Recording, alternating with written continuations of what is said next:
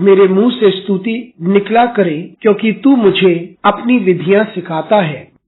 मंगलवार 12 मार्च 2024। आज के मनन के लिए मैंने आप ही के लिए चुना है 2 कुरिन्थियों अध्याय 1 और उसका 10वां वाक्य। उसी ने हमें ऐसी बड़ी मृत्यु से बचाया और बचाएगा, और उससे हमारी यह आशा है कि वह आगे को भी बचाता रहेगा। आपका दिन आशीषित हो। परमेश्वर की अद्भुत आशीष और चिंता अपने लोगों के लिए। आइए इस वाक्य पर मनन करते हैं। आज की सुबह का विषय है, परमेश्वर हमें छुटकारा देगा।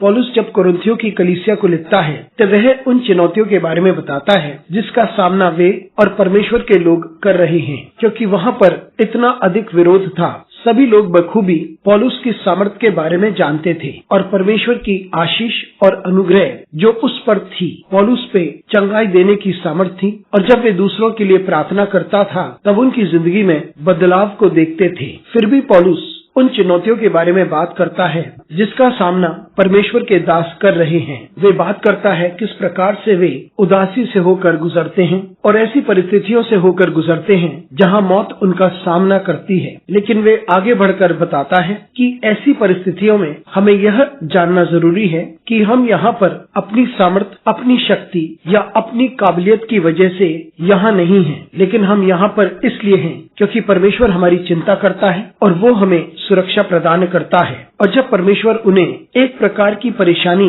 या संकट से बाहर निकालता है, फिर भी वे और चुनौतियों का सामना करते हैं जो बार बार लौटती हैं। और ऐसी परिस्थितियों की वजह से पौलुस कहता है, जबकि वे बड़े कठिन परेशानियों से होकर गुजरे हैं जिसमें से परमेश्वर ने उन्हें छुटकारा दिलाया था, लेकिन अब भी वे बहुत सारी चुनौतियों का सामना करते हैं। उन्होंने अपनी आशा परमेश्वर में डाली ताकि परमेश्वर उन्हें परेशानियों से, कठिनाइयों से, बुराइयों से छुटकारा दिलाए। मित्रों, इसी प्रकार का विश्वास हमारे पास होना चाहिए। जी हाँ, हम में से प्रत्येक के लिए बहुत सारी चुनौतियां हैं, सिर्फ इस वजह से कि हम एक चुनौती से बाहर निकले हैं और परमेश्वर ने हमें वहां बचाया था और परमेश्वर ने हमें उसमें से बाहर निकाला था। इसका अर्थ ये नहीं कि अब हमारे पास कोई और चुनौती नहीं आएगी। चुनौतियां समय समय पर आती रहेंगी, लेकिन हम अपने विश्वास को परमेश्वर पर ही टिकाए रखें। परमेश्वर की सामर्थ और उसकी प्रभुता पर हम भरोसा करें और ये जाने कि वे हमारी जिंदगी में अद्भुत कार्य करेगा। और यही हमारी आशा है